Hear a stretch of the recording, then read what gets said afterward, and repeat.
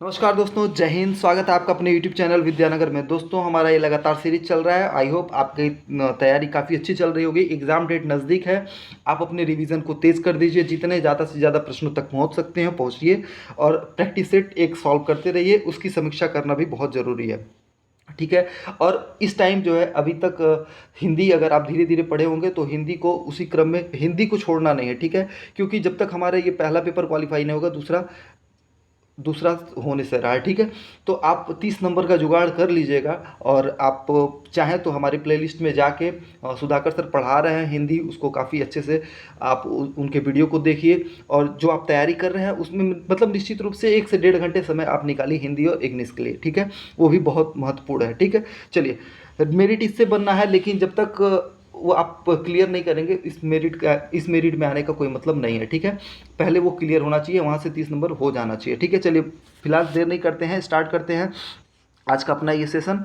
तो चलिए, पहला प्रश्न है, पंचायती राज प्रणाली में पंचायत समिति किस स्तर पे गठित की जाती है? किस स्तर पे गठित की जाती है? तो इसका करेक्ट आंसर जो हो जाएगा वो हो जाएगा खंड स्तर पे। किस स्तर पे? खंड स्तर पे हो जाएगा, ठीक है। आपको पता है बलवंत राय मेहता समिति जो है, बलवंत राय मेहता समिति, वो भारत में त्रिस्तरीय पंचायती राज की बात करते हैं, त्रिस्तरीय पंचायती राज की बात करते हैं। और वो क्या था, ग्राम ग्राम स्तर पे, खंड या ब्लॉक स्तर पे, इसको ब्लॉक स्तर पे भी कहा जाता है, और एक जिला स्तर पर, ठीक है। त्रिस्तरीय पंचायत की बात की गई थी, ठीक ठीक है। चलिए, बढ़ते हैं हम लोग अगले प्रश्न की तरफ। भारत में दल बदल अधिनियम कब पारित किया गया था? भारत में दल बदल अधिनियम कब पारित किया गया था? तो आपको पता है कि इसका पहले हम लोग करेक्ट आंसर देख लेते हैं। जिसने भी चुना ऑप्शन नंबर है उसका करेक्ट है, ठीक है। आपको पता है कि भारत में 52वें संविधान संशोधन के द्वारा 10वां अनुसूची जोड़ा गया, 10वां अनुसूची जोड़ा गया, जो कि दल बदल के संबंध में था, ठीक है। बाकी हम लोग देख लेते हैं। जब जब संविधान का निर्माण हुआ था तो उस समय कुल 8 अनुसूचियां थी, बाद में 4 और जोड़ी गई, और जो कि अभी वर्तमान में 12 अनुसूचियां हैं, ठीक है। तो नौवां अनुसूची जोड़ा गया। नौवां अनुसूची कब जोड़ा गया? ये पहले पहले संविधान संशोधन में, प्रथम संविधान संशोधन में इसको जोड़ा गया। और कब जोड़ा गया? तो 1951 में जोड़ा गया। भूमि जो कि कुछ नियमों और विनियमों का विधिमान्यकरण है, ठीक है। 10वां जो जोड़ा गया, 10वां दल बदल जोड़ा गया। 10वां जो जोड़ा गया वो दल बदल जोड़ा गया 52वें संविधान संशोधन से जोड़ा गया। कब जोड़ा गया? 1985 में जोड़ा गया। कब जोड़ा गया? 1985 में जोड़ा गया। जो 11वां जोड़ा गया, 11वां 73वें संविधान संशोधन से जोड़ा गया। 73वें संविधान संशोधन से 1993 में, ठीक है। 1993 में 24 अप्रैल 1993 को ये लागू हो जाता है। और जो 12वां जोड़ा गया, 12वां कब जोड़ा गया? तो ये 74वें संविधान संशोधन से था, और ये भी 1993 ही था, ठीक है। 1993 था, ठीक है। इसको आप याद रखेंगे। जो 10वां है वो तो जो 10वां है वो दल बदल हो गया। जो 9वां है वो कुछ नियमों और विनियमों के विधिमानकरण हो गया। जो 11वां है वो पंचायत की शक्तियों से था। किससे था? पंचायत की शक्तियों से था। और इसमें कुल कितने विषय की बात की गई है? तो 29 विषय की बात की गई है। कितने विषय की? 29 विषय की, ठीक है। अनुसूची 11 में कुल 29 विषय की बात की गई है। ये पंचायत की शक्तियों से संबंधित था, ठीक है, और उनके उत्तरदायित्व से था, ठीक है। और इसके बाद जो 12वां जोड़ा गया है वो नगर पालिकाओं की शक्तियों से जोड़ा गया है। किसके? नगर पालिकाओं की शक्तियों से। और इसमें कुल 18 विषय हैं। कुल कितने विषय हैं? 18 विषय हैं। तो इस विषय को भी याद रखिएगा, कभी कभी ये भी पूछ लेता है। चलिए, बढ़ते हैं अगले प्रश्न की तरफ। भारतीय संविधान में किस अनुच्छेद के तहत संशोधन किया जाता है? बहुत बढ़िया प्रश्न है। प्रश्न पूछने का तरीका भी बहुत बेहतरीन है। तो इसका आपको करेक्ट आंसर पता ही होगा। इसका करेक्ट आंसर जो हो जाएगा वो हो जाएगा option number D. Option number D इसका करेक्ट आंसर हो जाएगा। पता है आपको, भारत के संविधान के भाग 20 में, किसमें? भाग 20 में क्या कहा गया है? भाग 20 में ये कहा गया है कि भारतीय संविधान में संशोधन हो सकता है। और इसके संबंधित में अनुच्छेद कौन सा है? तो अनुच्छेद कौन सा है? वो 368 है। ये जो संविधान संशोधन की प्रक्रिया है वो कहाँ से ली गई है? ये बहुत महत्वपूर्ण है। कहाँ से ली गई है? तो दक्षिण अफ्रीका से ली गई है। कहाँ से ली गई है? दक्षिण अफ्रीका से लिया गया है, ठीक है। इसको भी आप याद रखेंगे, दक्षिण अफ्रीका से लिया गया है, ठीक। दक्षिण अफ्रीका से इसको लिया गया है, ठीक। इससे 3 चीज़ क्या क्या क्या हमको पता चल गया? इसमें पता चल गया 368 संविधान संशोधन से संबंधित है, अनुच्छेद है। किस भाग में है? तो भाग 20 में है, ठीक है। और कहाँ से लिया गया है? तो दक्षिण अफ्रीका से लिया गया है। और ये जो संविधान संशोधन होते हैं, जो संविधान संशोधन किए जाते हैं, वो एक विशेष बहुमत से, वो दोनों सदनों द्वारा अलग अलग विशेष बहुमत से होता है, ठीक है। मेरा गला थोड़ा सा खराब है तो थोड़ा सा एडजस्ट करिएगा। चलिए, देर नहीं करते हैं, स्टार्ट करते हैं फिर से अपने नेक्स्ट प्रश्न को, ठीक है। थोड़ा सा गले में दिक्कत है, लेकिन आपका एग्ज़ाम जो है वो काफ़ी नज़दीक है, तो उसको मद्देनज़र रखते हुए इतनी मेहनत की जा रही है, तो थोड़ा सा प्यार और सपोर्ट बनाए रखिए। ठीक है, चलिए अगला प्रश्न है, भारत के मुख्य निर्वाचन आयुक्त की पदावधि किस उम्र तक की होती है? ठीक है, बहुत बढ़िया प्रश्न है, थोड़ा सा ऑप्शन को और अच्छे से देना चाहिए था इसमें। ठीक है, इसका करेक्ट आंसर जो जिसने भी चुना है ऑप्शन नंबर सी उसका करेक्ट है। ठीक है, ऑप्शन नंबर सी ठीक है। इसमें इसमें इसको ये कर देना चाहिए 65 वर्ष, 65 वर्ष या 6 वर्ष, जो पहले पूर्ण हो जाए। ठीक है, जो पहले पूर्ण हो जाए, 65 वर्ष या 6 वर्ष।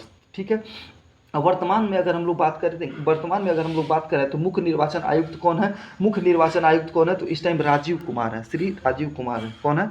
राजीव कुमार। ठीक है, राजीव कुमार, राजीव कुमार। ठीक है, इसको याद रखिएगा। करेंट से रिलेट करके हम लोग चलेंगे तो थोड़ा सा और बेहतर रहेगा। अच्छा, अगर इनकी नियुक्ति की बात की जाए, इनकी नियुक्ति कौन करता है? मुख्य निर्वाचन आयुक्त की नियुक्ति कौन करता है? तो इनकी नियुक्ति कौन करता है? राष्ट्रपति करते हैं। कौन करते हैं? राष्ट्रपति करते हैं। और अगर हम लोग निर्वाचन आयोग की बात करें तो इनका जिक्र में किस में किया गया है? तो भाग 15 में और अनुच्छेद की बात करेगा तो, और ये याद रखिएगा, इससे जो इतने महत्वपूर्ण प्रश्न बन सकते हैं एक टॉपिक से, ठीक है, उतने मैं आपको बता रहा हूँ। अगर अनुच्छेद की बात करेगा तो याद रखिएगा 324 से लेकर 329 तक, 324 से लेकर 329 अनुच्छेद तक इसका जिक्र किया गया है। ठीक है, वर्तमान में कौन इसके कौन कौन जो हेड है वो कौन है? तो राजीव है, श्री राजीव कुमार है। ठीक है, चलिए बढ़ते हैं अगले प्रश्न की तरफ। अगला प्रश्न है, कौन सी संस्था संवैधानिक नहीं है? संवैधानिक का मतलब हमारे संविधान के इतर है। ठीक है, चलिए तो मानवाधिकार इसका करेक्ट आंसर हो जाएगा। इसका करेक्ट आंसर जो हो जाएगा वो हो जाएगा मानवाधिकार। क्या हो जाएगा? मानवाधिकार इसका करेक्ट आंसर हो जाएगा। ठीक है, अगर हम लोग बात करें मानवाधिकार दिवस कब मनाया जाता है, तो मानवाधिकार दिवस 10 दिसंबर को मनाया जाता है। 10 दिसंबर को मनाया जाता है। ठीक है, इसको आप याद रखिएगा। मानवाधिकार दिवस कब मनाया जाता है? 10 दिसंबर को मनाया जाता है। ठीक है, यह एक संवैधानिक संस्था नहीं है। ठीक है, यह एक संवैधानिक संस्था नहीं है। ठीक है, चलिए अब हम लोग बढ़ते हैं अपने अगले प्रश्न की तरफ। अच्छा, अगर वर्तमान में बात की जाए, अच्छा अपने वहाँ किस एक्ट के तहत आया था? तो 1993 के एक्ट के तहत आया था। 1993 के एक्ट के तहत आया था। अगर वर्तमान में हम लोग बात करें मानवाधिकार आयोग के अध्यक्ष कौन है? तो जस्टिस अरुण कुमार मिश्र। कौन है? जस्टिस अरुण कुमार मिश्र। जस्टिस अरुण कुमार मिश्र, इसको याद रखिएगा, अरुण कुमार मिश्र। ठीक है, इसको याद रखिएगा, ये इंपॉर्टेंट है। ठीक है, चलिए अब हम लोग बढ़ते हैं अगले प्रश्न की तरफ। अगला प्रश्न है, निम्नलिखित राज्यों संघ राज्यों में कौन पाकिस्तान से सीमा नहीं बनाता? बहुत बढ़िया प्रश्न है। कौन सा ऐसा राज्य है इसमें से जो पाकिस्तान के साथ सीमा नहीं बनाता? हिमाचल प्रदेश। इसका जो करेक्ट आंसर हो जाएगा वो हो जाएगा हिमाचल प्रदेश। जिसने भी चुना ऑप्शन नंबर ए उनका करेक्ट है। ठीक है, क्योंकि हिमाचल प्रदेश जो है वो पाकिस्तान से सीमा नहीं बनाता है। ठीक है, बाकी पंजाब भी बनाता है, गुजरात भी बनाता है, राजस्थान भी बनाता है, और अगर देखा जाए केंद्र शासित प्रदेश में तो लद्दाख भी बनाता है। ठीक है, लद्दाख भी बनाता है, इसको आप याद रखेंगे। ठीक, चलिए हम लोग बढ़ते हैं अगले प्रश्न की तरफ। अच्छा, अगर ये बात करें कि भारत और पाकिस्तान की जो सीमा रेखा है वो कौन निर्धारित किया था? तो रेड क्लिफ भी याद रखेंगे। क्या याद रखेंगे? है तो बहुत इजी, बचपन से ही पढ़ते आ रहे हैं आप, रेड क्लिफ। ठीक है, रेड क्लिफ। ठीक है, इसको आप याद रखिएगा, रेड क्लिफ। चलिए बढ़ते अगले प्रश्न की तरफ। निम्नलिखित में कौन राज्य सर्वाधिक राज्यों से सीमा बनाता? बहुत बढ़िया प्रश्न है। निम्नलिखित में कौन सा ऐसा राज्य है जो सर्वाधिक राज्यों के साथ सीमा बनाता है? भारत देश में जितने भी राज्य हैं वो सबसे ज़्यादा सीमा कौन सा राज्य बनाता है सभी प्रदेशों के साथ? तो इसका करेक्ट आंसर जो हो जाएगा वो हो जाएगा option number D, Uttar Pradesh. ठीक है, उत्तर प्रदेश जो है 8 राज्य और एक केंद्र शासित राज्य जो अपनी राष्ट्रीय राजधानी जो है दिल्ली, ठीक है, उससे भी सीमा साझा करता है। ठीक है, तो 8+1। ठीक है, चलिए अगले प्रश्न की तरफ चलते हैं हम लोग। अगला प्रश्न है, पुडुचेरी का विभाजन किस राज्य में नहीं? अच्छा, विभाजन किस राज्य में नहीं? आपको पता है पुडुचेरी जो है वो 4 राज्यों में अलग अलग इसके जिले हैं। ठीक है, 4 राज्यों में अलग अलग इसके जिले हैं। ठीक है, तो इसका जो करेक्ट आंसर हो जाएगा, बहुत बढ़िया प्रश्न है कि आपको पता है आंध्र प्रदेश और तेलंगाना दोनों अलग अलग हो चुके हैं। ठीक है, इसका जो करेक्ट आंसर होगा वो हो जाएगा option number B. Option number B जिसने भी चुना है उनका करेक्ट है। ठीक है, अगर हम लोग बात करें तो पुडुचेरी की, तो पुडुचेरी का यहाँ पे केरल के पास में जो है, केरल के पास में एक इसकी है माहे। इसको याद रखेंगे, क्या है? माहे। ठीक है, केरल में माहे। ठीक है, अगर हम लोग बात करें ये तमिलनाडु में अगर हम लोग बात करें तो यहाँ पे जो है, यहाँ पे तमिलनाडु में एक है कराईकल। क्या है? कराईकल, ये याद रखिएगा। कराईकल, ठीक है। तो 2 राज्य हो गया कराईकल, और यहीं पे एक पुडुचेरी है जो कि इसका खुद इसकी राजधानी भी है, ठीक है, पुडुचेरी की राजधानी इसका, ठीक है। और एक आंध्र प्रदेश में है, ये क्या है, यनम, क्या है, यनम, इसको आप याद रखेंगे, यनम, ठीक है, यनम। तो कितने राज्य हो गए, ये तीनों राज्य हो गए, ठीक है, 3 राज्यों में इसका विस्तार है, तेलंगाना में इसका विस्तार नहीं है, इसको आप ध्यान रखेंगे। चलिए अगले प्रश्न की तरफ चलते हैं हम लोग। अगला प्रश्न है, गोविंद सागर झील भारत के किस राज्य में स्थित है, भारत के किस राज्य में स्थित है गोविंद सागर झील, ठीक है। बहुत बढ़िया प्रश्न है, बहुत बढ़िया प्रश्न है। इसका जो करेक्ट आंसर हो जाएगा, इसका जो करेक्ट आंसर हो जाएगा वो हो जाएगा हिमाचल प्रदेश। क्या हो जाएगा, इसका करेक्ट आंसर जो हो जाएगा हिमाचल प्रदेश, ठीक है, हिमाचल प्रदेश इसका करेक्ट आंसर हो जाएगा। ऑप्शन नंबर सी इसका करेक्ट आंसर हो जाएगा। और गोविंद सागर झील जो है वो जो सिखों के गुरु थे, 10वें गुरु थे, गुरु गोविंद सिंह के नाम पे रखा गया है, गुरु गोविंद सिंह के नाम पे रखा गया है, ठीक है। चलिए हम लोग पढ़ते हैं अगले प्रश्न की तरफ। अगला प्रश्न है, सविनय अवज्ञा आंदोलन। सविनय अवज्ञा आंदोलन काफ़ी इंपॉर्टेंट टॉपिक हो जाता है, ठीक है, काफ़ी इंपॉर्टेंट टॉपिक हो जाता है। इससे मैं जितने भी प्रश्न बन सकते हैं, जितने भी प्रश्न में बन सकते हैं, मैं वो आपको बताने वाला हूँ, ठीक है। जितने भी प्रश्न इससे बन सकते हैं, सविनय अवज्ञा आंदोलन से जितने भी प्रश्न बन सकते हैं उसको मैं बता रहा हूँ, ठीक है। आपको पता है कि महात्मा गांधी जी जो है, महात्मा गांधी जी 12 मार्च 1930 को 12 मार्च 1930 को दांडी से एक यात्रा प्रारंभ करते हैं, ठीक है।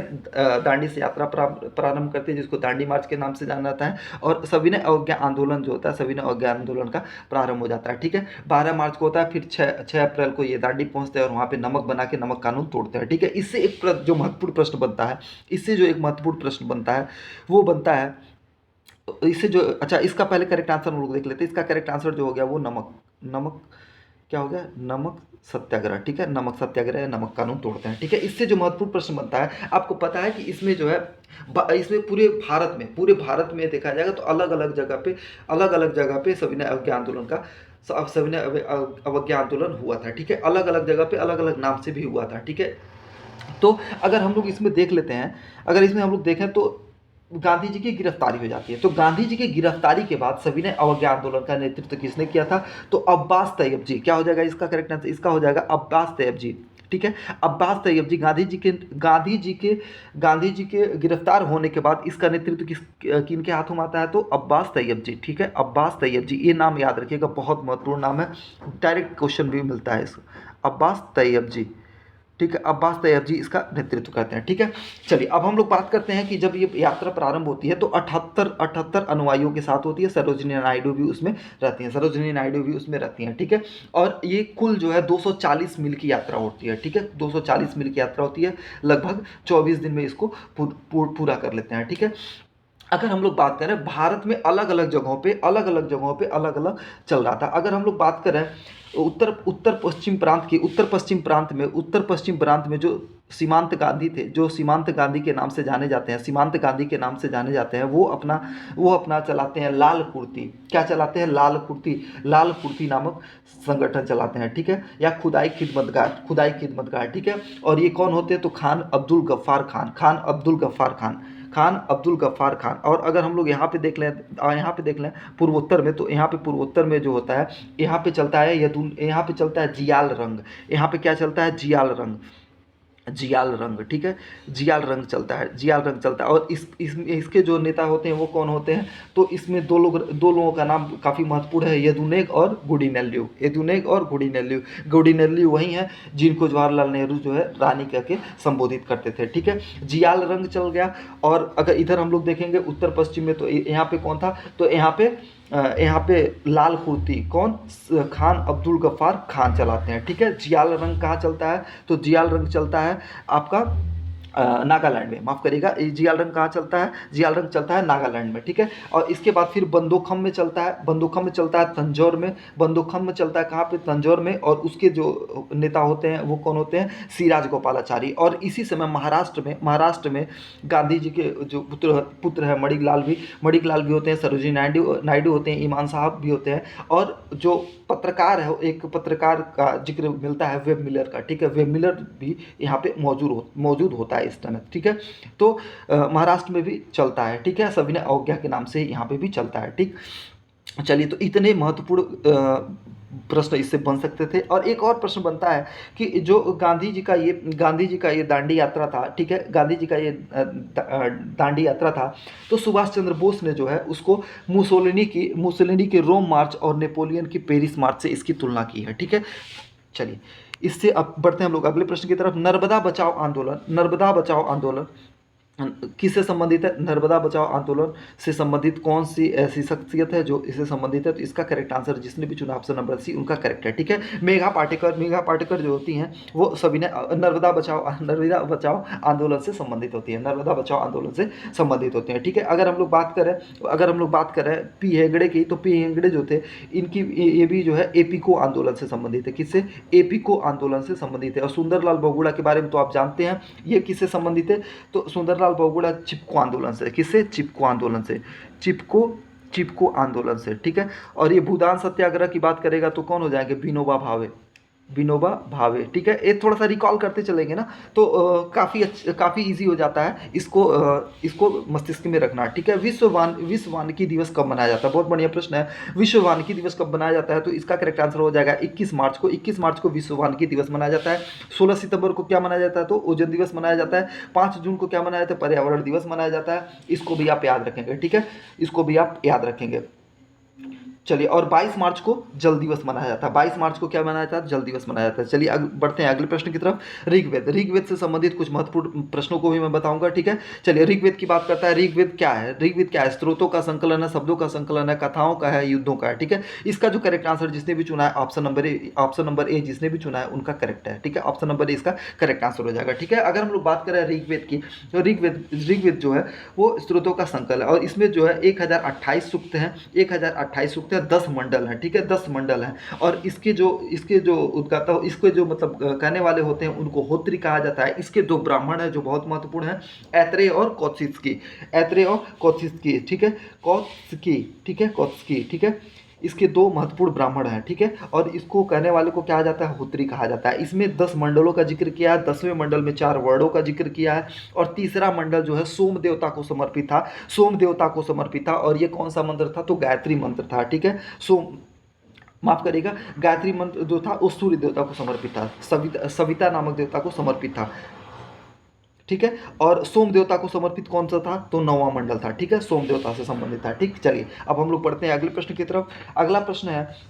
अगला बहुत बढ़िया प्रश्न है। अगला प्रश्न है, निम्नलिखित में से किस राजवंश के अभिलेख में इस परंपरा का समर्थन होता है कि लुम्बिनी शाक्य मुनि बुद्ध का जन्मस्थल था, ठीक है। तो आपको पता है कि बुद्ध जो थे वो शाक्य वंश थे, इसलिए इनको शाक्य मुनि भी कहा जाता है, आपको पता है कि मौर्य साम्राज्य में एक महान शासक हुआ, सम्राट अशोक, ठीक है। अशोक के कई शिलालेख ऐसे हैं जहाँ से हमको अलग अलग प्रकार की जानकारी मिलती है। तो अशोक का जो एक सबसे छोटा अभिलेख जो था रुम्मनदेही अभिलेख, जो कि लुम्बिनी में है, फिलहाल लुम्बिनी में है, ठीक है। इसी से हमको पता चलता है कि जो बुद्ध थे वो शाक्य मुनि थे। शाक्य मुनि बुद्ध जो थे उनका जन्मस्थल कहाँ था? लुम्बिनी था, ठीक है। और ये लुम्बिनी में स्थित भी है, ये इसका अभिलेख जो है, ठीक है, यहीं पे है।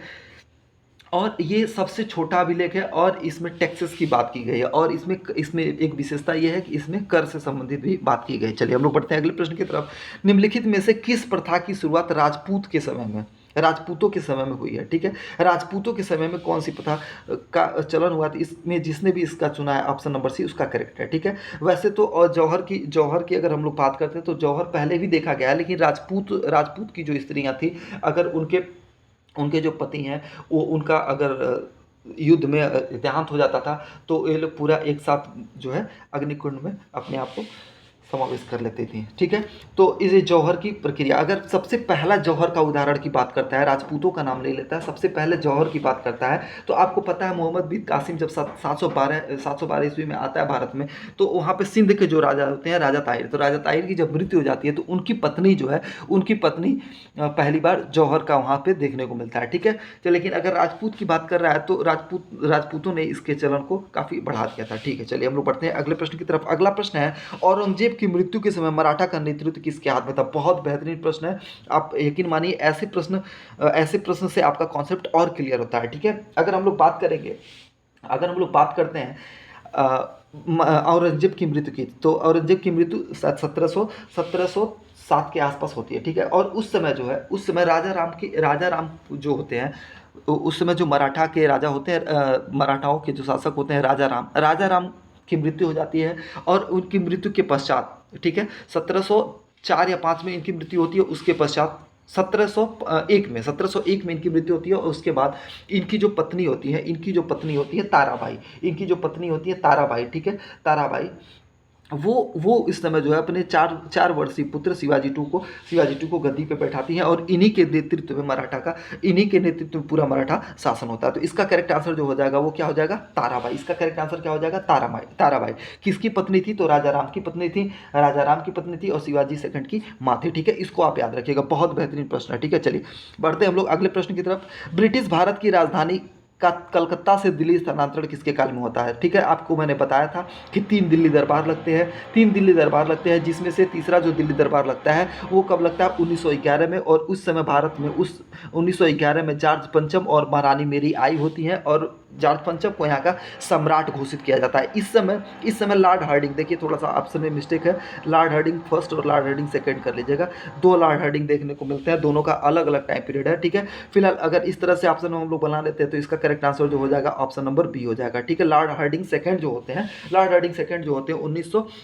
1910 से लेकर 1916 तक इनका टाइम पीरियड होता है। 1910 से 1916 तक इनका टाइम पीरियड होता है। और इन्हीं के टाइम पीरियड में ही दिल्ली दरबार लगता है, ठीक है। इसको आप याद रखिएगा। और रास बिहारी बोस जो है वो इनके पे बम भी मारे होते हैं, यह तो आपको पता ही होगा, ठीक है। चलिए, तो लॉर्ड हार्डिंग सेकंड होते हैं। और लॉर्ड हार्डिंग फर्स्ट की बात करें तो लॉर्ड हार्डिंग फर्स्ट जो थे 1844 और 48, जब 1844 आंग्ल सिख युद्ध जब हुआ था, पहला आंग्ल सिख युद्ध हुआ था, उस समय के थे, ठीक है। अच्छा हाँ, लॉर्ड हार्डिंग फर्स्ट से एक और प्रश्न बनता है, बहुत बढ़िया प्रश्न बनता है। नर बलि प्रथा जो चलता था उसका इन्होंने समाप्त कर दिया था। नर बलि प्रथा जो था उसका अंत किया था। नर बलि प्रथा, ये भी याद रखिएगा, बहुत बढ़िया प्रश्न है, याद आ गया तो मैं बता दिया। नर बलि प्रथा जो होती थी, नर बलि जो चढ़ती थी, ठीक है, नर बलि प्रथा का अंत किया था। किसने किया था, लॉर्ड हार्डिंग फर्स्ट ने किया था। इसको भी याद रखिएगा, ठीक। चलिए बढ़ते हैं हम लोग अगले प्रश्न की तरफ। अगला प्रश्न है, रॉलेट एक्ट किस वायसराय के काल में पारित हुआ था। अभी हम लोगों ने देखा रॉलेट एक्ट जो है, रॉलेट एक्ट कब पास होता है भाई, तो ये कब पास होता है, तो मार्च 1919 में रॉलेट एक्ट पास होता है। इस समय कौन थे, तो आपको पता है, अभी मैंने बताया लॉर्ड हार्डिंग सेकंड का जो टाइम पीरियड था 1916 तक था, ठीक है। इसके बाद फिर चेम्सफोर्ड आते हैं, 1916 से लेकर 1921 तक इनका टाइम पीरियड होता है। तो इसका करेक्ट आंसर जिसने भी चुना ऑप्शन नंबर सी उनका करेक्ट है, ठीक है। चेम्सफोर्ड इसका हो जाएगा, ठीक है। और मॉन्टेग्यू कौन थे, तो मॉन्टेग्यू यहाँ के सचिव थे, भारत सचिव थे, ठीक है। चलिए वायसराय कौन था, तो चेम्सफोर्ड थे, ठीक है। इन्हीं के समय में कुछ महत्वपूर्ण घटनाएं होती हैं, ठीक है, जैसे और रॉलेट एक्ट आता है, जलियांवाला बाग हत्याकांड होता है, ठीक है। और इस चंपारण सत्याग्रह भी इन्हीं के समय में होता है, खेड़ा सत्याग्रह भी होता है, ठीक है। बहुत सारे ऐसे हैं, क्योंकि आप देख रहे हैं बहुत महत्वपूर्ण गांधीयन टाइम चल रहा है यहाँ पे, और उसी समय इनका टाइम पीरियड भी है 1916 से लेकर 1921 तक, ठीक है। चलिए हम लोग बढ़ते हैं अगले प्रश्न की तरफ। अगला प्रश्न है बहुत बेहतरीन, साइंस के भी कुछ बहुत बेहतरीन प्रश्नों का संकलन किया है। चलिए साइंस के कुछ महत्वपूर्ण प्रश्न उनको देख लीजिए। गुरुत्वाकर्षण के सार्वभौमिक नियम का प्रतिपादन किसने किया था, तो इसका जो करेक्ट आंसर हो जाएगा सर आइजैक न्यूटन ने किया था, तो गुरुत्वाकर्षण जो सार्वभौमिक गुरुत्वाकर्षण का नियम है वो क्या कहता है, तो वो ये कहता है कि जब कोई भी दो पिंड है, ठीक है, उन पिंडों के बीच लगने वाला आकर्षण बल, उन दोनों पिंडों के बीच लगने वाला आकर्षण बल का जो परिणाम होता है, उन पिंडों की द्रव्यमान, उनका जो मास होता है, उनके गुणनफल के समानुपाती होता है, ठीक है। उनके गुणनफल के समानुपाती होता है। और जो उनकी दूरी होती है, उनके बीच की जो दूरी होती है, उसका व्युत्क्रमणपाती होता है। मतलब क्या कहना चाह रहा है, जो साइंस के स्टूडेंट होंगे, आई होप इसको अच्छे से समझ रहे होंगे, ठीक है। मतलब ये कह रहा है कि अगर हम लोग बात करें गुरुत्वाकर्षण बल की, फोर्स की बात कर रहे हैं हम लोग, तो ये होता है सार्वत्रिक गुरुत्वाकर्षण नियतांक, ठीक है, कैपिटल जी, m1 m2 यानी कि मास 1 और मास 2 यानी उनका द्रव्यमान, ठीक है, बटा उनके बीच की दूरी, ठीक है, बटा उनके बीच की दूरी का स्क्वायर, ठीक है। यही होता है F=G m1m2/r², ठीक है, r²। ये आप याद रखेंगे, ये गुरुत्वाकर्षण का फॉर्मूला हो गया, ठीक है। चलिए इतना आप याद रखेंगे। क्या होता है कि दो पिंडों के बीच लगने वाले आकर्षण बल ठीक है, चलिए अब हम लोग बढ़ते हैं अगले प्रश्न की तरफ। तो आई होप थोड़ा बहुत आप समझ रहे होंगे। इसमें इससे आप महत्वपूर्ण ये आप याद रख सकते हैं कि इसका जो प्रतिपादन किया था किसने किया था, तो न्यूटन ने किया था। ठीक है, चलिए हम लोग बढ़ते हैं अगले प्रश्न की तरफ। अगला प्रश्न, निम्नलिखित में से किसके लिए माध्यम की आवश्यकता नहीं? बहुत बेहतरीन, बहुत कॉन्सेप्चुअल प्रश्न है। किसमें जो है माध्यम की आवश्यकता नहीं होती? आपको पता है कि जब कभी भी ऊष्मा का जो ऊष्मा होता है उसका एक एक वस्तु से या एक पदार्थ से दूसरे पदार्थ में ट्रांसफर जो होता है, इसको क्या कहा जाता है? इसको संचरण कहा जाता है। क्या कहा जाता है? संचरण कहा जाता है। संचरण कहा जाता है। ठीक है, संचरण कहा जाता है। और संचरण की कुल 3 विधियां होती हैं: विकिरण, संवहन और चालन। विकिरण, संवहन और चालन। ठीक है, कुल 3 विधियां होती हैं। किसकी? संचरण की कुल 3 विधियां होती हैं। ठीक है, संचरण की कुल 3 विधियां होती हैं।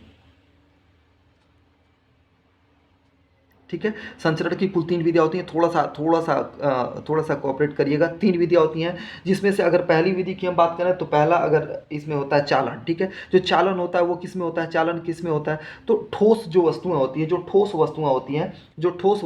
हैं, उसमें जो ऊर्जा का स्थानांतरण होता है उसको चालन कहा जाता है। उसको क्या कहा जाता है? चालन कहा जाता है। ठीक है, और ठोस में हो गया। अगर संवहन की बात की जाए तो गैस और द्रव में जो ऊष्मा का चालन होता है उसको क्या कहा जाता है? उसको संवहन कहा जाता है। क्या कहा जाता है? गैस और द्रव में। ठीक है, गैस और द्रव में। और जो विकिरण होता है, इसमें किसी माध्यम की आवश्यकता नहीं होती। इसमें किसी माध्यम की आवश्यकता नहीं है, क्योंकि ये चुंबकीय तरंगों के रूप में चलते हैं। किस में चलते हैं? चुंबकीय तरंगों के रूप में चलते हैं, और ये सर्वाधिक तेज चलते हैं। ठीक है, इसमें माध्यम की आवश्यकता नहीं होती है। तो यही अपना आंसर भी हो जाएगा। ठीक है, इसे माध्यम की आवश्यकता नहीं होती है, सबसे तेज चलते हैं, किसी भी प्रकार की माध्यम की आवश्यकता नहीं होती है। और किस रूप में चलते हैं? तो चुंबकीय तरंगों के रूप में चलते हैं। अगर इसके उदाहरण की बात की जाए तो जो सूर्य का प्रकाश धरातल तक आता है वो विकिरण के माध्यम से ही आता है। सूर्य का प्रकाश जो धरातल पे आता है वो विकिरण के माध्यम से आता है। ठीक है, इतना आप याद रखेंगे। चालन किस में होता है? ठोस में होता है। ठीक है, संवहन किस में होता है? तो गैस और द्रव में होता है। विकिरण किस में होता है? तो विकिरण जो होता है किसी माध्यम की आवश्यकता नहीं होती है। ठीक है, और वो प्रकाश तरंग या चुंबकीय तरंगों के रूप में ये चलते हैं। चुंबकीय तरंगों के रूप में चलते हैं, और ये सर्वाधिक तेज होते हैं। ठीक है, इसको आप याद रखेंगे। ठीक, चलिए बहुत बढ़िया प्रश्न था। थोड़ा सा टाइम लगा होगा आपको, लेकिन आई होप कि आपको इसका कॉन्सेप्ट क्लियर हो गया होगा। ठीक है, चलिए बात करते हैं। भारतीय संविधान में समानता का अधिकार 5 अनुच्छेदों द्वारा स्वीकृत है। ठीक है, वे कौन से हैं? आपको मैंने बताया था कि आप मूलाधिकार को अच्छे से पढ़ लीजिएगा। ठीक है, अगर पढ़े होंगे तो इसका करेक्ट आंसर कर पा रहे होंगे। इसका जो करेक्ट आंसर हो जाएगा वो हो जाएगा ऑप्शन नंबर बी। 14 से लेकर 18 तक। ठीक है, अगर हम लोग बात करें तो ये जो होता है ये इसमें समता का अधिकार, इसको क्या कहता है? समता का अधिकार। ठीक है, 5 में है। 14 में क्या है? विधि के समक्ष समानता। ठीक है, विधि के समक्ष समानता। 15वां धर्म, मूल, जाति, वंश के आधार पे, ठीक है, समानता। ठीक है, लोक नियोजन में अवसर की समानता। 16वां क्या कहता है? लोक नियोजन में अवसर की समानता। 17वां 18वां बहुत इंपॉर्टेंट है, अस्पृश्यता। ठीक है, अनटचबिलिटी और उपाधियों का अंत किस में है? तो 18 में है। और अनटचबिलिटी किस में है? तो वो 17 में। और 16 में क्या है? लोक नियोजन में अवसर की समानता। ये आप याद रखेंगे, इसको एकदम सीक्वेंस से याद रखना बहुत जरूरी है। इसीलिए मैं आपको बार बार बोल रहा हूं कि मूल अधिकार आप अच्छे से पढ़ लीजिएगा। और हम लोग बात करें मूल अधिकार कहां से लिया गया है, तो मूल अधिकार कहां से लिया गया है? तो वो कहाँ से लिया गया? अमेरिका से लिया गया है। और इसमें कहाँ से लेके कहाँ तक वर्णन है? तो 12 से लेके अनुच्छेद 35 तक है। ठीक है, 12 से लेके 35 तक है। ठीक, चलिए बढ़ते हैं हम अब लोग अगले प्रश्न की तरफ। अगला प्रश्न भी काफी अच्छा प्रश्न है। निम्नलिखित में से कौन जल से हल्का होता है? तो इसका करेक्ट आंसर, जो बहुत पुराना प्रश्न है, इसका करेक्ट आंसर जो हो जाएगा वो हो जाएगा सोडियम। उसका जो करेक्ट आंसर हो जाएगा वो सोडियम हो जाएगा। दोस्तों थोड़ा सा गला खराब है तो थोड़ा सा कोऑपरेट करिएगा। चलिए, लाल रक्त कणिकाएं मुख्यतः किस में बनती है? लाल रक्त कणिकाएं जो होती है वो कहाँ बनती है? तो वो बोन मैरो में बनती है। कहाँ बनती है? बोन मैरो में। जिसने भी चुना ऑप्शन नंबर डी उनका करेक्ट है। ठीक है, कहाँ पे बनती है? बोन मैरो में बनती है। ठीक, इसका जो करेक्ट आंसर हो जाएगा वो हो जाएगा बोन मैरो में। ठीक है, और अगर इनके लाइफ साइकिल की बात करें, जो लाल रक्त कणिकाएं होती हैं इनके लाइफ साइकिल की बात करें तो ये 120 दिन होता है इनका। कितना होता है? 120 दिन तक होता है लाइफ साइकिल। लाल रक्त कणिकाओं का लाइफ साइकिल कितना होता है? 120 दिन होता है। और ये बनती हैं तो अस्थि मज्जा में। ठीक है, बनती है अस्थि मज्जा में, लेकिन ये नष्ट कहाँ पे होती हैं? तो स्प्लीन यानी कि प्लीहा में नष्ट होती है। किसमें? प्लीहा में। इसको भी आप याद रखेंगे, प्लीहा में। ठीक है, स्प्लीन। ठीक है, स्प्लीन में। ठीक है, इसको भी आप याद रखेंगे। लाइफ साइकिल इनका 120 दिन का होता है। चलिए अगले प्रश्न की तरफ चलते हैं। निम्न में से कौन सा रोग एक वायरस द्वारा होता है? तो कौन सा रोग एक वायरस के द्वारा होता है? तो इसका करेक्ट आंसर जो हो जाएगा हेपेटाइटिस बी। हेपेटाइटिस बी इसका करेक्ट आंसर हो जाएगा, हेपेटाइटिस बी। ठीक है, चलिए हम लोग पढ़ते हैं अगले प्रश्न की तरफ। इसको वन लाइनर के तौर पे देखते चलिएगा। अच्छा, मलेरिया आपको पहले मैंने कल बताया ही था, मादा एनीफिलीज। ठीक है, करंट अफेयर से रिलेटेड मैंने आपको बताया था, एक नए टीका का खोज किया गया है, एक नए टीका का खोज किया गया है। ठीक है, वो क्या हो जाएगा बताइए जरा। मैंने आपको करंट अफेयर में बताया था, और ये करंट अफेयर से रिलेट करके जब आप चलेंगे ना, तो वो और भी बढ़िया हो जाता है, आपकी तैयारी और बढ़िया हो जाती है। ठीक है, कॉन्फिडेंस आता है थोड़ा सा। तो ये क्या था, ये मलेरिया जो होता है, वो मलेरिया में एक नया टीका लगाया जा रहा है। ठीक है, उसको क्या नाम दिया गया है? तो इसका जो नाम दिया गया है उसको आप थोड़ा सा नोट डाउन कर लेंगे, उसको नोट डाउन कर लेंगे। इसका नाम हो गया R21। ठीक है, मैट्रिक्स एम, मैट्रिक्स एम, इसको यहाँ पे याद रखेंगे। ठीक है, किसके लिए टीका है? ये तो मलेरिया के लिए है। और ये मलेरिया कैसे होता है? तो मादा एनीफिलीज के काटने से होता है। ठीक है, और 25 अप्रैल को मलेरिया दिवस मनाया जाता है। चलिए, जितने भी जानकारी हो सक रही है मैं आपको बता रहा हूँ। ठीक है, चलिए बढ़ते हैं अगले प्रश्न की तरफ।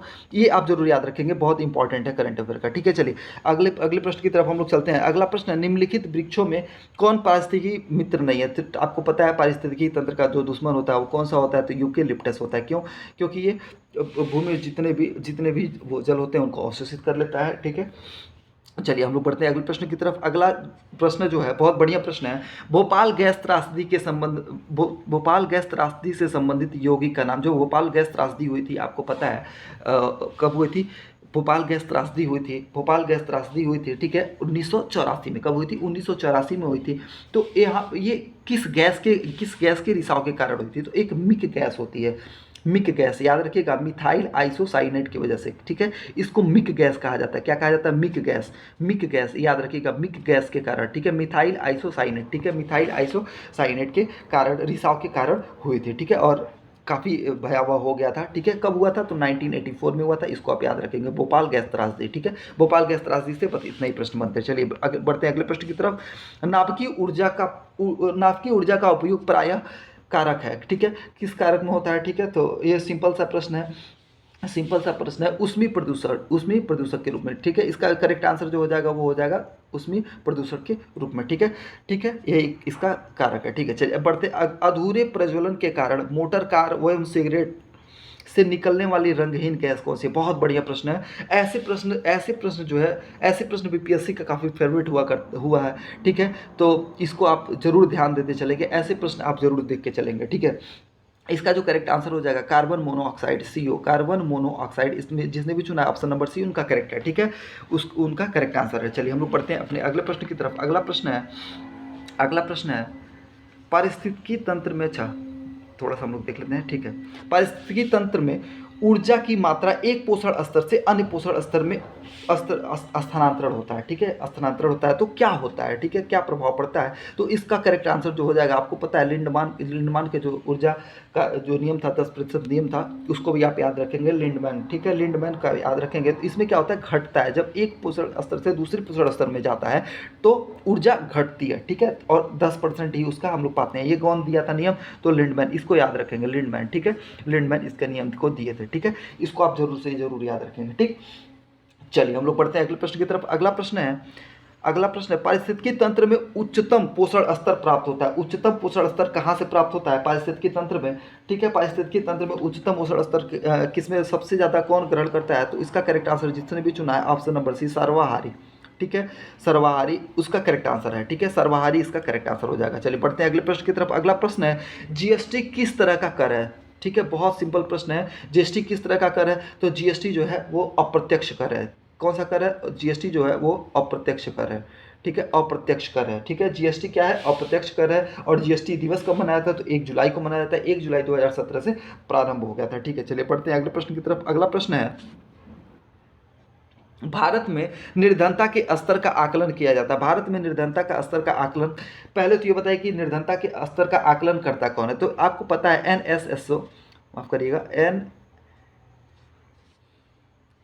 NSSO। ठीक है, ये इनका आकलन करती है और प्रत्येक 5 वर्ष में इसका रिपोर्ट ये पेश करती है। तो इसके हिसाब से परिवार के इसके हिसाब से जो अपना करेक्ट आंसर हो जाएगा वो हो जाएगा option number C. Option number C इसका करेक्ट आंसर हो जाएगा। परिवार के उपभोग व्यय के आधार पे एनएसएसओ के माध्यम से, ठीक है। और ये 5 साल में, प्रत्येक 5 साल में अपना रिपोर्ट पेश करते हैं। और इनका हेडक्वार्टर कहाँ पे, तो इनका हेडक्वार्टर न्यू दिल्ली में है, ठीक है। कहाँ पे, न्यू दिल्ली में है, ठीक है। इसको भी आप याद रखेंगे। चलिए हम लोग पढ़ते हैं अगले प्रश्न की तरफ।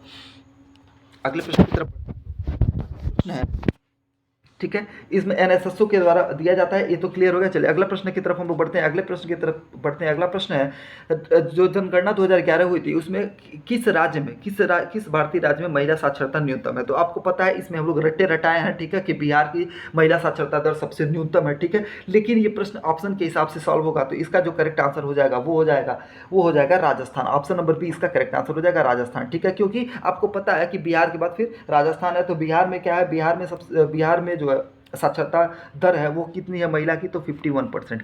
कितना है, 51.5%, ठीक है। इसको आप याद रखें, 51.5%, ठीक है, बिहार में। और राजस्थान की बात करता है तो राजस्थान में कितना है, 52.1%, ठीक है। इसको आप याद रखेंगे, महिला साक्षरता दर है, ठीक है। चलिए हम लोग बढ़ते हैं अगले प्रश्न की तरफ। बिहार का कितना है, तो 51.50, ठीक है। इसको आप याद रखेंगे। चलिए बहुत बढ़िया प्रश्न है। मुद्रा एवं वित्तीय मामलों में सरकार का वित्तीय अभिकर्ता एवं सलाहकार कौन होता है, ठीक है। कौन सलाहकार होता है, तो बैंकों का बैंक आरबीआई, बैंकों का बैंक आरबीआई। जिसने भी चुना ऑप्शन नंबर सी उनका करेक्ट आंसर है, ठीक है, उनका करेक्ट है ये, ठीक है। चलिए अगर हम लोग बात कर लेते हैं आरबीआई की, तो आरबीआई का आपको पता है, आरबीआई यंग हिल्टन कमीशन के माध्यम से, यंग हिल्टन आयोग के माध्यम से, एक अप्रैल 1935 को इसका गठन होता है, ठीक है। और इसकी राष्ट्रीयकरण की बात करती है, तो राष्ट्रीयकरण का बात किया जाए तो 1949 में इसका राष्ट्रीयकरण होता है, ठीक है। 1949 में इसका राष्ट्रीयकरण होता है, ठीक। आरबीआई का, अच्छा, आरबीआई से एक बहुत महत्वपूर्ण प्रश्न पूछता है। चलिए मैं आपसे पूछ लेता हूं, आप इसका करेक्ट आंसर बताइएगा। मौद्रिक नीति का निर्धारण कौन करता है, मौद्रिक नीति का निर्धारण कौन करता है। जी हाँ, बिल्कुल इसका करेक्ट आंसर जो हो जाएगा ऑप्शन नंबर एएफसी, आरबीआई, ठीक है। और इस प्रश्न का भी आंसर यही होगा, आरबीआई, ठीक है। मौद्रिक नीति का निर्धारण कौन करता है, तो आरबीआई करता है, ठीक है। चलिए बढ़ते हैं अगले प्रश्न की तरफ। अगला प्रश्न है, निम्नलिखित में से कौन सा एक सुमेलित नहीं है, ठीक है। तो आप देख लीजिए उसका, फिर इसके आंसर को करते हैं। आपको पता है कि जो इसका करेक्ट आंसर हो जाएगा ऑप्शन नंबर बी हो जाएगा। क्योंकि केसर जो होता है, केसर बीज से नहीं प्राप्त होता है, बल्कि उसका पुष्पवर्तिका है, ठीक है। क्या है, पुष्पवर्तिका से प्राप्त होता है, ठीक है, पुष्पवर्तिका से प्राप्त होता है। चलिए बढ़ते हैं हम लोग अगले प्रश्न की तरफ। वीडियो चूंकि काफी लंबा हो जाएगा, इसलिए मैं थोड़ा सा तेज लेके चल रहा हूं। जहां एक्सप्लेनेशन की जरूरत है मैं वहां पे दूंगा, ठीक है। गला भी सही नहीं है। चलिए बढ़ते हैं हम लोग अगले प्रश्न की तरफ। ग्रीन हाउस गैस है, कौन सा इसमें से ऐसा है जो ग्रीन हाउस गैस है, ठीक है, ग्रीन हाउस गैस है। तो इसका करेक्ट आंसर क्या हो जाएगा, इसका करेक्ट आंसर हो जाएगा option number A. Option number A इसका करेक्ट आंसर हो जाएगा। मीथेन जो है वो ग्रीन हाउस गैस है। बाकी नाइट्रोजन जो है आपको पता है वायुमंडल में मिलने वाली सर्वाधिक गैस है। हाइड्रोजन है नहीं, ऑक्सीजन जो है वो प्रॉपर्टी में सबसे ज़्यादा मिलने वाली गैस है, ठीक है। चलिए अगर हम लोग मेथेन की बात करते हैं तो इसका जो केमिकल फार्मूला क्या होता है, CH4, क्या होता है, CH4। इसको भी आप जरूर याद रखेंगे, कभी कभी डायरेक्ट ऐसे प्रश्न पूछ लिए जाते हैं। छोटा नागपुर का पठार निम्नलिखित में से किसके उत्पादन से प्रसिद्ध है, ठीक है, किसके उत्पादन से प्रसिद्ध है। तो ये आपको पता है कि कोयला, ठीक है, ये रूर क्षेत्र भी आता है, ठीक है, रूर क्षेत्र भी आता है। तो इसको भी आप याद रखेंगे, किसके लिए है, तो कोयला के लिए, ठीक है। चलिए बढ़ते हैं। लगभग यहाँ से मान के चलिए कि 70 से 80% कोयला जो है यहीं से प्राप्त होता है, ठीक है। चलिए बढ़ते हैं अगले प्रश्न की तरफ। वर्तमान में कुल कितने राज्य हैं, ऑप्शन के हिसाब से मत जाइएगा, बताइए जरा, कुल कितने राज्य हैं वर्तमान में भारत में, कुल कितने राज्य और संघ राज्य क्षेत्र हैं। बहुत बढ़िया प्रश्न है, सिंपल सा प्रश्न है। आई होप अगर आप थोड़ा सा ध्यान देंगे तो इसका आंसर कर पा रहे होंगे। इसका करेक्ट आंसर जो हो जाएगा 28 राज्य एवं 8 संघ राज्य क्षेत्र, ठीक है, 28 राज्य एवं 8 संघ राज्य क्षेत्र, ठीक है। आपको पता है दादर नागर हवेली जो थी, दमन द्वीप था, इनको मिला के एक कर दिया गया और इनकी कैपिटल को क्या कर दिया गया, दमन कर दिया गया, ठीक है। तो 8 केंद्र शासित प्रदेश हैं और 28 राज्य हैं, ठीक है। इसको आप ध्यान रखेंगे, ठीक है। इसका करेक्ट आंसर क्या हो जाएगा, 28, ठीक है। चलिए ऑप्शन नंबर डी इसका करेक्ट हो गया। चलिए अगले प्रश्न की तरफ हम लोग बढ़ते हैं। थोड़ा सा करंट से रिलेट करके जब आप पढ़ देना चीज़ों को तो कॉन्फिडेंस भी बढ़ता है और तैयारी अच्छी होती है, ठीक है। चलिए कौन सा स्थल ऐसा है हड़प्पा नगर का, तो 3 भागों में विभाजित था। मैंने पिछले वीडियो में आपको काफ़ी अच्छे से बताया था, ठीक है। तो धौलावीरा नगर एक ऐसा होता है जो 3 भागों में विभाजित था, धौलावीरा। और ये कहाँ पे है, तो ये गुजरात में है, ठीक है, गुजरात में है। चलिए मैं एक क्वेश्चन को पूछ रहा हूँ, नूना खेरिया, जो जूना खेरिया है, जूना खेटिया है, जो जूना खेटिया जगह है, एक खोजा गया है जूना खेटिया, जूना खेटिया, जूना खेटिया, ठीक है, जूना खेटिया, ठीक है, जगह खोजा गया है, ठीक है। ये कहाँ पे है, ठीक है, मैं आपको हिंट दे दे रहा हूँ, ये हड़प्पी स्थल है, ठीक है, हड़प्पा से संबंधित है, ठीक। कहाँ पे खोजा गया, तो ये धौलावीरा के ही, धौलावीरा से लगभग 100 किलोमीटर के दूर पे खोजा गया है। और ये कहाँ पे है, तो ये गुजरात में है। तो इसको आप याद रखेंगे, जूना खेटिया, ठीक है, जूना खेटिया याद रखेंगे, बहुत बढ़िया, ये इससे प्रश्न बन जाएगा, ठीक है। करंट अफेयर से अगर हम लोग बात करें धौलावीरा की, तो धौलावीरा से आपको पता है कि यहाँ से एक जुन्नी कुनार यानी कि स्टेडियम का साक्ष्य मिला है, ठीक है। और इसकी खोज की बात की जाए तो इसकी खोज किसने की, तो एस आर विस्ट ने किया है। ये कहाँ पे है, तो कच्छ में है, कच्छ गुजरात में है, ठीक है। और अगर हम लोग बात करें तो यहाँ से दो चीज़ बहुत महत्वपूर्ण है, 3 भागों में नगरों का विभाजन, यहाँ से जुन्नी कुनार यानी स्टेडियम का साक्ष्य, और साइन बोर्ड, जो नेम पट्टी की लगती है ना, नेम पट्टी लगती है घर पे, वो नेम पट्टी की, ठीक, इतना आप याद रखेंगे। चलिए हम लोग पढ़ते हैं अगले प्रश्न की तरफ। अगला प्रश्न है बौद्ध धर्म में त्रिरत्न का क्या अभिप्राय है, ठीक है। तो इसमें जिसने भी चुना है ऑप्शन नंबर बी, जिसने भी चुना है बुद्ध धम्म और संघ, ठीक है। बुद्धम शरणम गच्छामि, धम्मम शरणम गच्छामि और संघम शरणम गच्छामि, ठीक है। चलिए इसका करेक्ट आंसर जो हो जाएगा ऑप्शन नंबर बी हो जाएगा। चलिए अगले प्रश्न की तरफ चलते हैं। अगले प्रश्न की तरफ हम देख लेते हैं।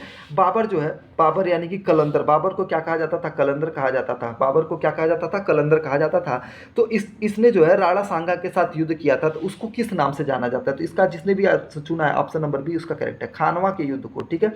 खानवा का जो युद्ध था, खानवा का युद्ध किसके बीच हुआ था, बाबर और राणा सांगा के बीच हुआ था। कब हुआ था, तो चलिए एक ट्रिक आप जानते भी होंगे लेकिन मैं बता दे रहा हूं, ठीक है। पानी पिया खाना खाया घर गया, पानी पिया खाना खाया चल दिया घर गया मर गया, ठीक है। पानी पिया खाना खाया, खाने के बाद चल दिया घर गया मर गया, ठीक। इसको आप याद रखेंगे, यानी कि 1526, 26, 27, 28, 29, ठीक है। इसको याद रखेंगे, पानी खाना यानी कि खानवा, ठीक है, याद होगा, लेकिन एक ट्रिक है, थोड़ा सा रिकॉल आसानी से हो जाता है। चल दिया यानी कि चंदेरी, ठीक है, चल गया घर गया, गया यानी कि घाघरा, ठीक है, घाघरा का युद्ध, ठीक है। और मर गया यानी कि 1930 में मर गया, ठीक है। तो इसको आप याद रखेंगे। पानीपत का आपको पता है, इब्राहिम लोदी और ये बाबर के बीच होता है। खानवा का युद्ध राणा सांगा के साथ होता है, और चंदेरी का युद्ध मेदिनी राय के साथ होता है, और घाघरा का युद्ध महमूद लोधी के साथ होता है। 26, 27, 28, 29 याद रखिएगा, ठीक है। तो खानवा का युद्ध इसका करेक्ट आंसर हो जाएगा। चलिए बढ़ते हैं अगले प्रश्न की तरफ, ठीक है। अगले प्रश्न की तरफ बढ़ते हैं हम लोग। दिल्ली के लाल किला में मोती मस्जिद का निर्माण, ठीक है। आपको पता है लाल किला से जब भी माफ करिएगा, मोती मस्जिद से जब भी बात आता है तो इसमें दो बनते हैं, एक दिल्ली में है और एक आगरा में है। तो ठीक है, जो दिल्ली का मोती मस्जिद है उसको किसने बनाया था, तो वो औरंगजेब बनवाया था। कौन बनवाया था, तो वो औरंगजेब बनवाया था।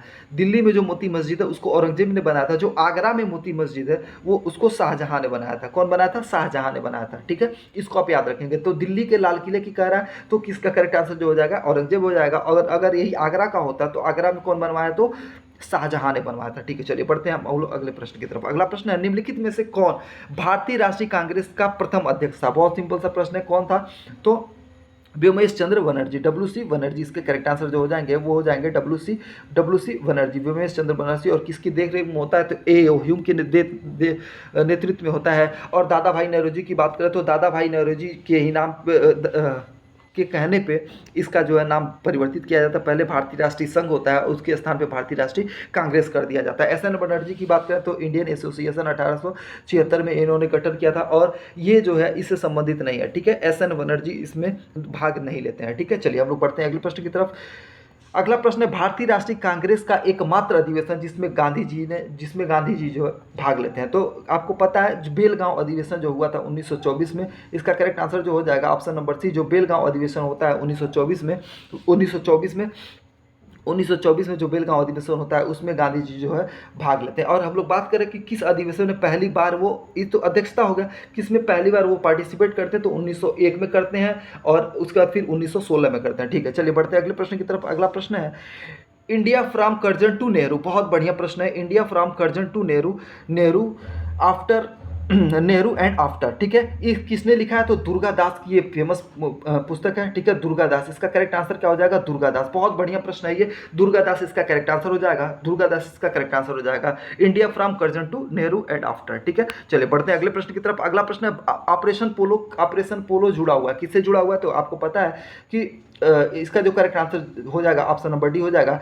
हैदराबाद, हैदराबाद को जो है जब सम्मिलित किया गया, हैदराबाद को सम्मिलित किया, हैदराबाद को जब सम्मिलित किया गया, ठीक है, हैदराबाद को जब सम्मिलित किया गया, कब किया गया? 1948 में, 1948 में। तो यहाँ पे ऑपरेशन पोलो चलाया गया था, ऑपरेशन पोलो चलाया गया था, ठीक है। और जूनागढ़ को सम्मिलित किया गया तो यहाँ पे सैन्य कार्रवाई या पुलिसिया बल के माध्यम से किया गया था, ठीक है। चलिए असविनय अवज्ञा के बारे में आपको मैंने बताई, और भारत छोड़ो आंदोलन की बात की जाए तो 8 अगस्त 1942 से प्रारंभ होता है। चलिए अगले प्रश्न की तरफ चलते हैं। अगला प्रश्न है, किसने कहा था संविधान सभा कांग्रेस थी और कांग्रेस भारत था? बहुत बेहतरीन प्रश्न है।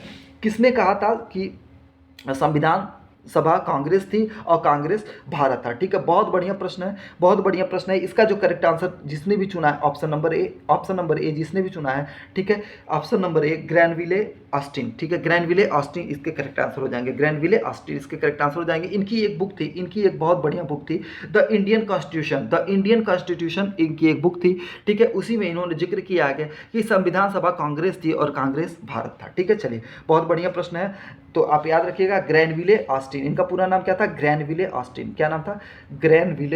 ग्रैनविले ऑस्टिन। ग्रैनविले ऑस्टिन ने कहा था the Indian constitution, the Indian constitution में इनकी पुस्तक थी द इंडियन कॉन्स्टिट्यूशन, उसमें इन्होंने कहा था, ठीक है। चलिए बढ़ते हैं अगले प्रश्न की तरफ। भारत का छुआछूत उन्मूलन से संबंधित अनुच्छेद अभी मैंने आपको ऊपर भी बताया, तो कौन सा है? तो 17 है। कौन सा है? इसका जो करेक्ट आंसर हो जाएगा वो अनटचेबिलिटी किस में है? 17 में। उपाधियों का अंत किस में है? उपाधियों का अंत किस में है? अनुच्छेद 18 में। और लोक नियोजन में अवसर की समानता, लोक नियोजन में अवसर की समानता, तो ये अनुच्छेद 16 और 15 की बात कर रहा है, तो जाति मूल आधार रंग के भाव पे निषेध वाला, ठीक है। चलिए अब बढ़ते हैं अगले प्रश्न की तरफ। भारत में कैग यानी कि महालेखा परीक्षक की नियुक्ति किसके द्वारा की जाती है? तो आपको पता है सीएजी की जब बात आएगी, सीएजी के लिए कौन सा अनुच्छेद है?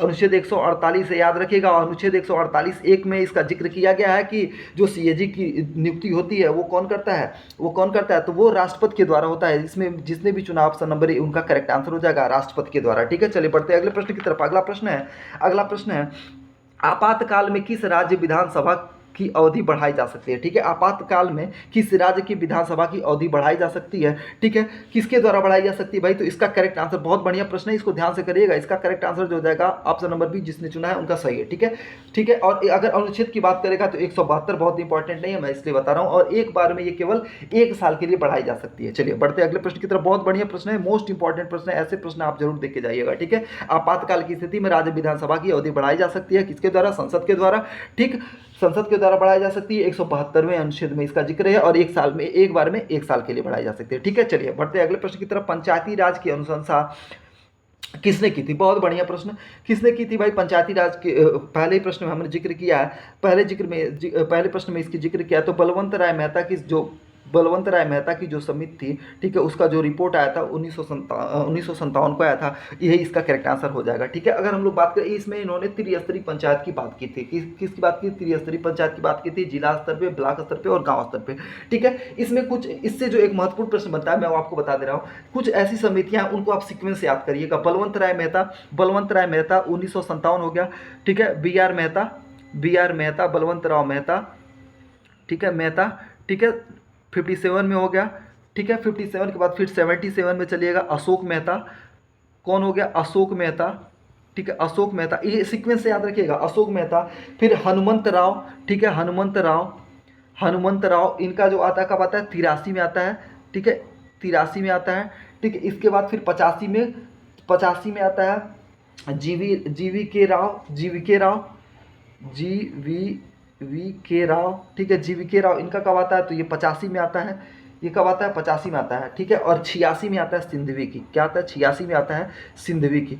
इसको मैंने इसलिए बताया क्योंकि ये कभी कभी मिलान करने को आ जाता है कि बी आर मेहता का कब होता है? तो 57 में, अशोक मेहता 77 में, ठीक है, और सिंधवी का कितने में आता है? 86 में आता है। ये ज़्यादा मोस्ट इंपॉर्टेंट है, जीवी के राव, और ये इसमें कन्फ्यूजन होता है, तो इसको याद रखिएगा। राव का आता है 83 में, और जीवी के राव का आता है कब आता है, तो 85 में आता है। इसको आप याद रखेंगे, ये सीक्वेंस आप याद रखेंगे तो निश्चित रूप से एक प्रश्न आप बना लेंगे आज से, ठीक है। और ये प्रश्न आएगा जरूर, मोस्ट इंपॉर्टेंट प्रश्न है ये, ठीक है, मोस्ट इंपॉर्टेंट है ये, ठीक है। या तो ऐसे प्रश्न पूछे या तो ऐसे प्रश्न पूछे। चलिए बढ़ते हैं अगले प्रश्न की तरफ। अगला प्रश्न है, कहा जाता है भारत में सिलिकॉन वैली, ठीक है, भारत में सिलिकॉन वैली कहाँ कहाँ पे है, तो बेंगलुरु को कहा जाता है, ठीक है, बेंगलुरु को, कर्नाटक बेंगलुरु को कहा जाता है कि ये सिलिकॉन वैली है, ठीक है, सिलिकॉन वैली, ठीक। हम लोग बढ़ते हैं अगले प्रश्न की तरफ। अगला प्रश्न है, भारत की नदियों में कौन हिमालय की सभी श्रेणियों को काट के आती है? कौन सी ऐसी नदी है जो हिमालय के तीनों श्रेणी, सभी श्रेणियों का मतलब सारे श्रेणियों को काट के आती है, ठीक है, ठीक है, तीनों श्रेणियों को काट के आती है, तो वो कौन सी नदी हो जाएगी, ठीक है। अगर हम लोग ऑप्शन के हिसाब से भी देखेंगे तब भी हो जाएगा, लेकिन अगर ऐसे देखें तो सतलज नदी इसका करेक्ट आंसर जो हो जाएगा, सतलज नदी, ठीक है। ये तीनों श्रेणियों को काटती है, ठीक है। और ये भारत में प्रवेश कहाँ से करती है, तो ये भारत में प्रवेश करती है कहाँ से, तो सिपकिला दर्रे से प्रवेश करती है। सिपकिला दर्रे हिमाचल प्रदेश से प्रवेश करती है, ठीक है, सिपकिला दर्रे हिमाचल प्रदेश से ठीक है। चलिए अब हम लोग बढ़ते हैं अपने अगले प्रश्न की तरफ। अगला प्रश्न है बहुत बढ़िया प्रश्न है। भारत में प्रथम जल विद्युत संयंत्र का स्थापना कहाँ हुआ था? भारत में प्रथम जल विद्युत संयंत्र का स्थापना कहाँ हुआ था? तो 1897 में वेस्ट बंगाल में, 1897 में पहला प्रयास जो हुआ था कहाँ हुआ था? 1897 में 1897 में इसका पहला प्रयास हुआ था। और ये कहाँ पे हुआ था? तो वेस्ट बंगाल दार्जिलिंग में हुआ था, ठीक है, दार्जिलिंग में हुआ था। इसके बाद फिर 1902 में फिर 1902 में शिव समुद्रम 1902 में फिर शिव समुद्रम में स्थापित किया था। इसका करेक्ट आंसर जो हो जाएगा वो हो जाएगा ऑप्शन नंबर ए, इसका करेक्ट आंसर हो जाएगा, ठीक है। चलिए तो अब इसमें हम लोग इतना ही प्रश्नों को रखेंगे क्योंकि वीडियो काफ़ी लंबा हो जा रहा है, ठीक है। आई होप आपकी तैयारी अच्छी चल रही होगी और इसी तैयारी में आप जैसे सोने जा रहे हैं, ठीक है, जब सोने जा रहे हैं या फिर कभी खाली बैठे हुए हैं तो इसको आप 1-2 बार इस वीडियो को देख लेंगे तो निश्चित रूप से कुछ नए प्रश्न भी आपको मिल जाएंगे और कुछ नई जानकारी भी आपको मिल जाएगी जो कि आपके एग्जाम में बहुत महत्वपूर्ण होने वाली है। और मैं इसमें जितने भी प्रश्नों को रखा है ना, मैंने जितने भी प्रश्नों को रखा है ये निश्चित रूप से कहीं ना कहीं पूछे हुए प्रश्न हैं और ये बहुत महत्वपूर्ण प्रश्न हो जाते हैं अपने इस भर्ती के लिए, ठीक है। चलिए दोस्तों, आप रिवीजन को तेज रखिएगा और ज़्यादा से ज़्यादा प्रैक्टिस सेट सॉल्व करिएगा और अपनी तैयारी को मजबूत बनाइएगा। Thank you so much. जय हिंद, नमस्कार।